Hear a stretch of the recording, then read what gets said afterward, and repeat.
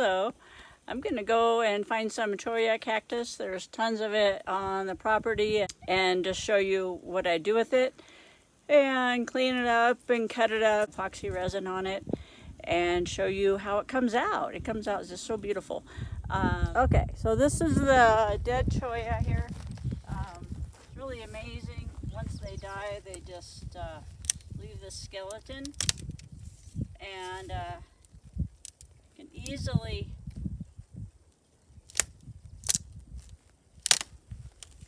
take it off.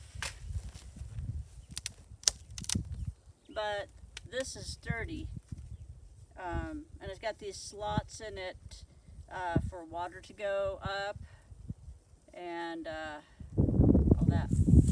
So it's pretty cool. There's that. I like to take the ones that are more straight and don't have little missing pieces. Like that isn't good. And the thicker ones are more hardy. I got that earlier, but that's what a live Cholla looks like. And then it's got lots of flowers on it in the spring. And then once it dies, I get wood. Okay, so I'll cut up a few of these.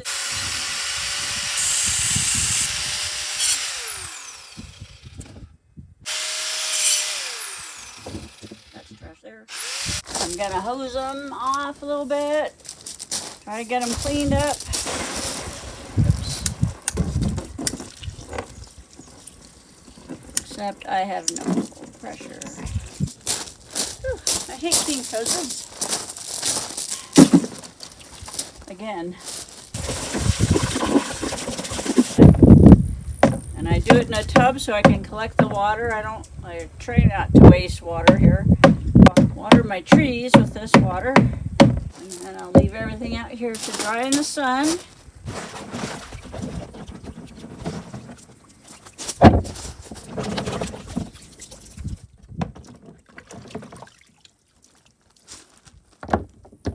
Once they dry, I will prime them with some paint.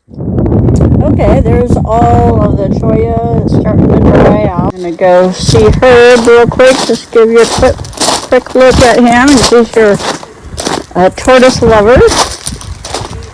He's just relaxing in the shade over here. Okay, so I forgot a step. I usually sand them, or sand the cut ends and stuff before I wash them, so that will wash off all of the wood dust and all. I have some that I cut a few days ago, and so I'm just going to sand those, and then these are the ones I'll work with to show you later today, because these other ones need to dry probably at least 24 hours, I would say. Some fine grit for 220, kind of around the cut edges a little bit, and then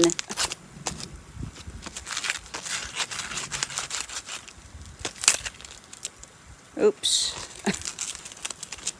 Well, that needed to come off anyway. So that's that simple process.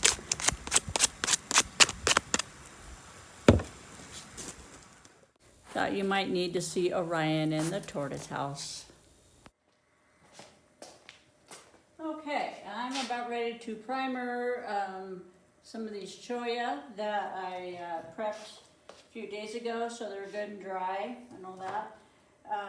I will do a few in this turquoise color and a few in the black color. I use a primer. I just use paint. Paint and primer, or just paint. Of a similar or the same color that I'm going to be doing the epoxy resin in. So it has that same colored background, in case there's, there may be a few little spots or something that doesn't get full coverage, and so it'll still look good. And also, if I have just kind of a pale color on top, that can kind of show through a little bit, so it's, I might not want a dark background and a dark background to show through, or I might, so it just kind of depends on what I want it to end up looking like. Tells me what color primer to use.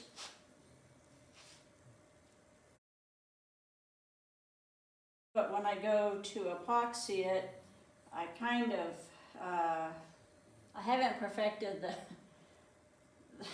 the technique, but I kind of pour it over it, and then I have to keep pouring it for it to kind of build up and stay where it should be staying.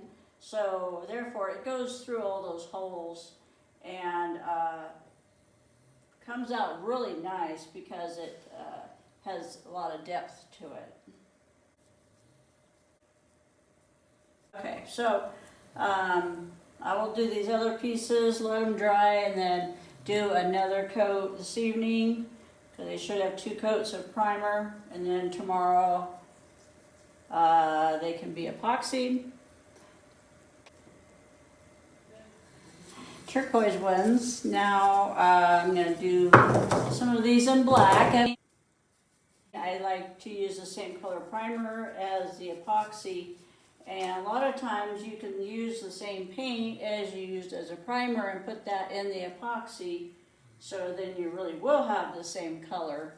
And it's cheaper, you know, than buying the packets of color, but it's a different. It looks different when it's just paint. It's not as shiny and lustrous looking. So I don't usually use the paint in the epoxy unless it's, unless I don't have that color in the epoxy pigments, or I can use a little bit of both maybe.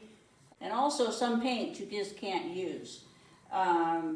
I've just been doing trial and error, and I just have little cups here that I kind of test things out on. I don't like throwing things away. So these things dry out and then you can just reuse them.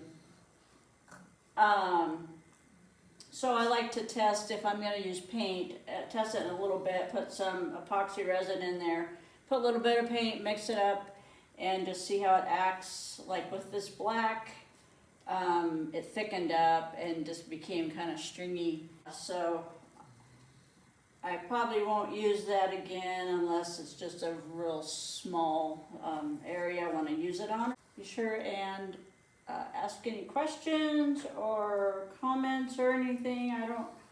I've never seen Cholla that had epoxy resin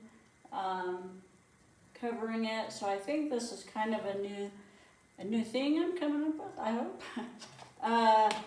But it's remarkably easy, and it's just beautiful when you get done. You can put like some glitter. I did one with some glitter, and I can put like different colors on one.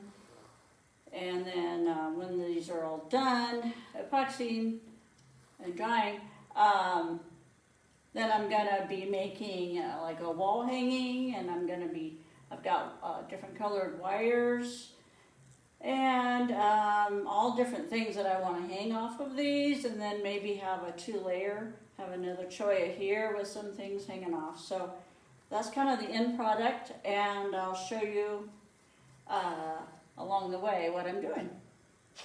And thanks for tuning in.